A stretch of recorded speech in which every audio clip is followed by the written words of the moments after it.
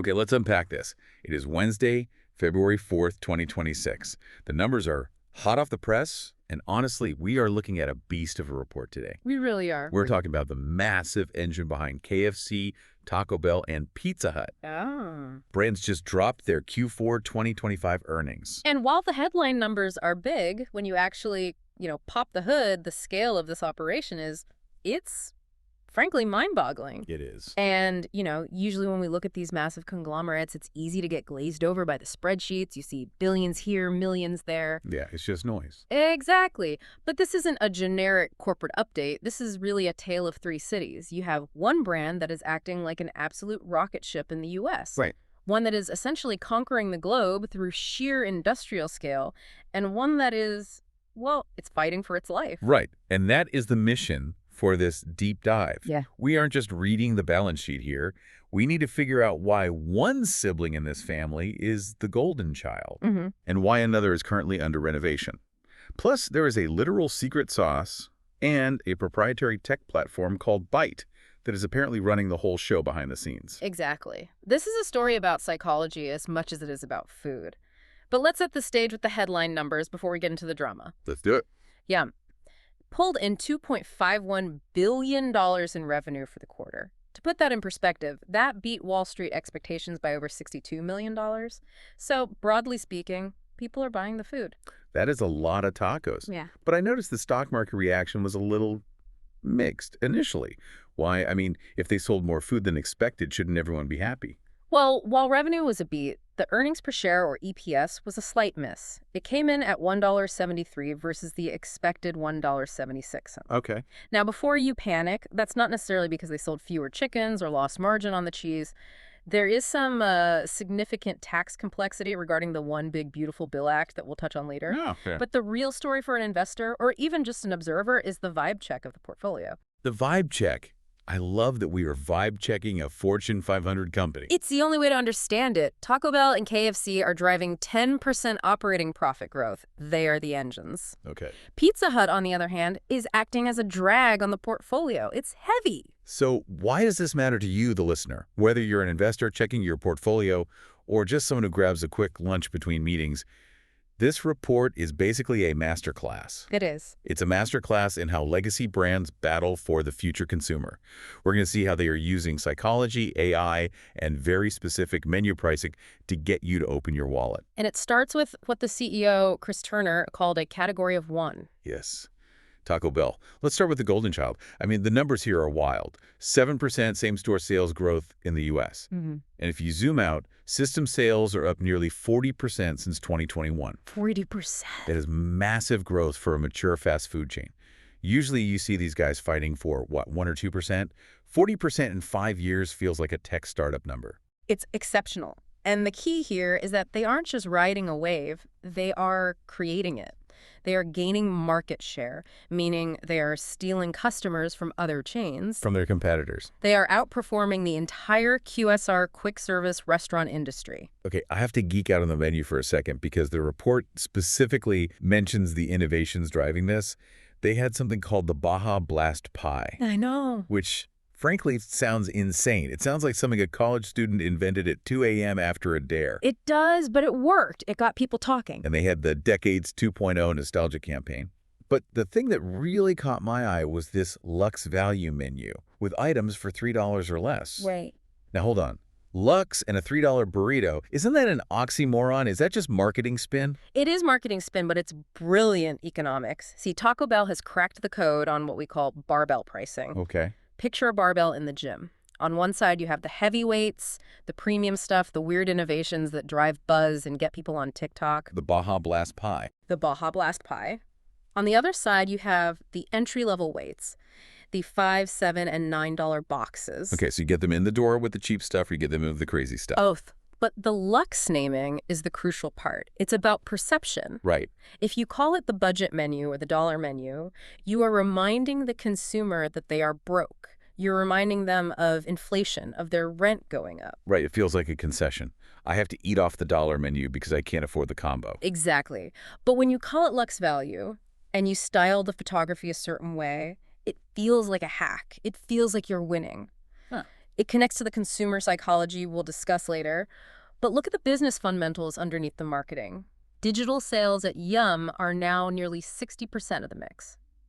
For Taco Bell specifically, digital grew 25% year over year. So that's the app, the kiosks, the delivery, everything. Right. They aren't just a restaurant anymore. They are an e-commerce app that happens to have a kitchen attached to it. Wow. And this digital shift changes the economics of the store. If you aren't paying someone to stand at a register and take an order, that labor can go to the kitchen to speed up the line. And they have big goals. The report says they are aiming for average unit volumes. So the total revenue a single store brings in per year of $3 million by 2030. 3 million. For a fast food joint, isn't $3 million incredibly high? It's very ambitious. A typical fast food franchise might do 1.5 to 2 million. Hitting 3 million puts you in elite territory like a Chick-fil-A numbers. Oh, wow. But they are on track. And here is a key detail from the report that might surprise you. They aren't just hitting the late-night college crowd anymore. Okay. The data shows they are seeing increased penetration with higher-income consumers and families. Wait, really? So people with more money are eating more Taco Bell? I thought the trend was usually that as you got richer, you stopped eating fast food and went to Sweetgreen or something. Cool. That's the old model. In this economy, high-income consumers are trading down for lunch because everything else has gotten so expensive, but they still want quality, or at least the perception of it. That's the holy grail. If you can be the value option for the budget conscious while also being the cool, crateable option for the higher income demographic, you win. That's why they call it a category of one. So Taco Bell is winning the culture war in the U.S. But let's hop on a plane. Because while Taco Bell is the cool kid in America, KFC is basically eating the rest of the world. I mean, the scale of KFC globally is honestly hard to wrap your head around. We read these numbers and they just sound like statistics, but think about this. In 2025 alone, they opened nearly 3,000 new KFC restaurants. 3,000. Let me do the math. It's like opening 8 restaurants a day, every single day of the year. Including weekends and holidays. It's a record-breaking pace.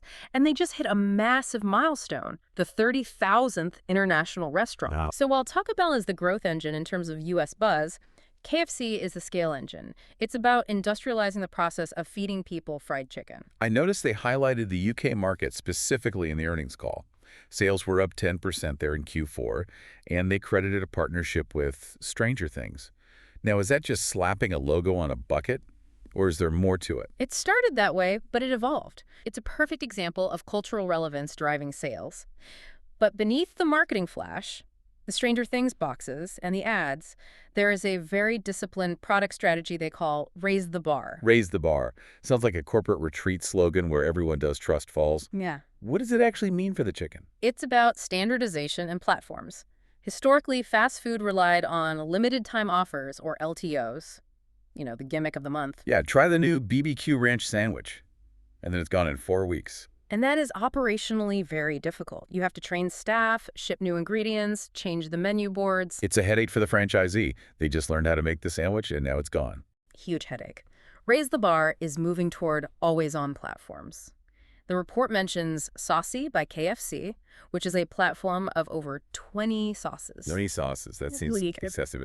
Do we really need 20 different ways to dip a tender? We do, and I'll explain why when we get to the psychology section. But operationally, think about it. It's much easier to keep the same chicken tender, the core protein, and just swap out a sauce bottle than it is to invent a whole new sandwich with a new bun and new toppings. That's a good point. They are also rolling out a beverage program called Quench to 3,000 stores. Beverages are high margin, right? Soda is cheap to make. Incredibly high margin.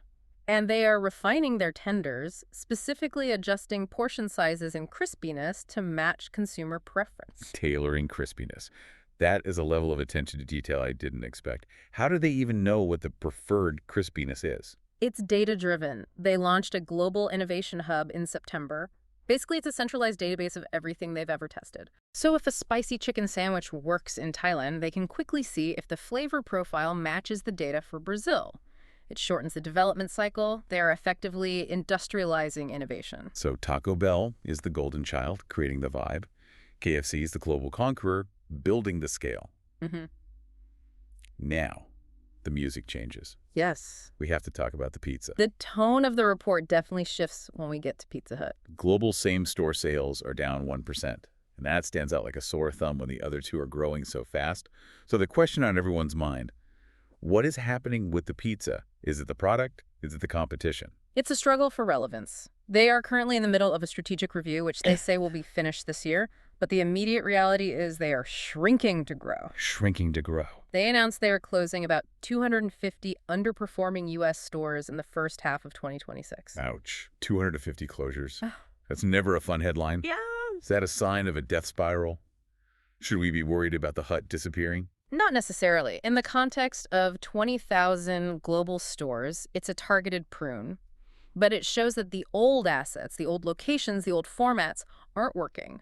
They call the recovery plan Hut Forward. Hut Forward. Okay, usually when a company names a plan forward, it means they were stuck in reverse. What does that actually entail? It's a bridge strategy. It involves modernizing their technology, getting them on the same platforms as Taco Bell, fixing some franchise agreements, and Yum is actually injecting its own cash to support marketing. That's significant. Usually the parent company tells the franchisees, you guys pay for the ads. Right, Yum. Stepping in with their own checkbook shows urgency. They know they have to stabilize the ship. Because of that investment, they expect Pizza Hut's profit to drop about 15% in Q1. So it's going to get worse before it gets better. Financially, regarding profit, yes, they are spending money to try and fix the foundation. The contrast is stark. Taco Bell is a rocket ship. Pizza Hut is a renovation project where they've stripped it down to the studs. It really highlights the difference between a brand that has captured the zeitgeist and one that is trying to find its place in it. But there is something binding all of these together. We touched on it with the digital sales numbers. Fast food isn't really just food anymore, is it? It's a tech business. Oh, it is absolutely a tech business. If you strip away the branding, Yum is a data logistics company. And the crown jewel of their strategy is this platform they call Byte. Byte by Yum. It sounds like a Silicon Valley startup. It essentially is, but deployed at massive scale. It's now in about 38,000 restaurants globally. 38,000. And for the tech-savvy listener, the stats here are the kind of nuggets that explain why this matters. It's not just a fancy cash register. Okay, hit me with the nuggets. What does Byte actually do that makes it so special? Okay, think about aggregators.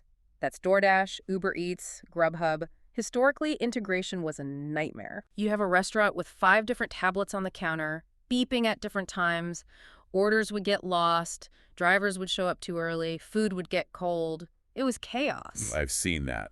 The tablet hell on the counter. Exactly. Byte integrates all of that directly into the kitchen flow. They reported that Byte has reduced ordering failure rates with those third parties by 75%. Which means fewer people getting angry that their food never showed up. Which means better retention. And inside the restaurant, the SmartOps kitchen management tech has reduced stockouts by 85%. That is huge. There is nothing worse than driving to a place and they're out of the one thing you wanted. Sorry, we're out of mild sauce. It ruins the trip. Right. It uses predictive algorithms to tell the manager, hey, based on historical data and current sales velocity, you're going to run out of chicken in 20 minutes. Drop a basket now. So the computer is telling the cook when to drop the fries before the customer even orders them. Essentially. And looking forward, they are talking about intelligent drive-thrus and next-gen kiosks. But the big takeaway here is the moat. The moat. By owning this tech stack, building it themselves rather than just renting software from someone else, they control the data. And data is power. It is. Look at loyalty. Taco Bell's loyalty program grew 23% last year. That means they have a direct line to millions of consumers knowing exactly what they eat, when they eat it, and what coupon makes them move. That is an asset you can't buy off the shelf. So they have the tech and they have the data. But data is useless if you don't understand the humans generating it. And this is where the report gets fascinatingly psychological. This was my favorite part of the earnings release. I knew it would be. They referenced their in-house consumer insights agency called Collider, and they released a report on why these strategies work. They broke it down into 3 trends, and honestly, as I was reading this, I felt a little seen. Let's break them down. The first trend is the me, me, me economy. Which sounds a little narcissistic, but probably accurate. It just means consumers are demanding hyper-customization. They want it exactly their way. This explains why KFC is rolling out 20-plus sauces. It allows you to take a standard chicken strip of commodity and make it yours. I'm a spicy garlic guy, or I'm a honey BBQ girl. Okay, that makes sense. We want to express our identity through our dipping sauce. The second trend was choice therapy. Now, this one really resonated with me. Tell me about that. What does choice therapy mean to you? Well, look at the world. It's chaotic. Politics, the economy, everything feels out of control. But when I walk up to that kiosk, I am the master of my destiny. I get to choose exactly which sauce I want. I can swap the beans for potatoes. I can add extra cheese. That small choice gives me a sense of agency. It feels good. That is exactly what Collider is saying. In a chaotic world, making small, intentional choices is a form of relief. It's agency. We can't control interest rates, but we can control whether we get sour cream. Yeah. And the third trend ties it all together, vibe mapping. Vibe mapping. Yes. It means affordability isn't just a math problem, it's a feeling. It's about the emotion of value. When Taco Bell calls it the Lux Value Menu, they are mapping the vibe. They are telling you, you are getting a deal, but you aren't settling. Whereas Pizza Hut, maybe the vibe is just pizza. Well, Pizza Hut is still figuring out its vibe map. Think about the friction. Taco Bell understands the psychology of the me consumer perfectly. It's an individual box customized for you. Right. Pizza Hut is a shared meal. It's a big pizza in the middle of the table. That's a really sharp insight. If I want pineapple and you hate pineapple, the shared pizza is a conflict. Exactly. It requires compromise. The me economy hates compromise. That's a fundamental shift in how we eat. The shared experience is becoming harder to sell than the individual customized experience. Okay, before we wrap up, we need to look at the wallet, the financials, and the macro landscape. Shareholders got a little treat, right? They did. The dividend was raised by 6% to 75 cents per share. So despite the Pizza Hut drag, the cash flow from Taco Bell and KFC is strong enough to reward investors. They've got cash. They have cash on hand. But we mentioned that EPS miss earlier, 173 versus 176. You teased a tax issue. What happened there? It's technical, but important for accuracy. There was a one-time tax hit related to the One Big Beautiful Bill Act, OBBA, which was enacted back in July 2025. The OBBA. Sounds like a government acronym if I ever heard one. Yes. It caused some complexity regarding foreign tax credits.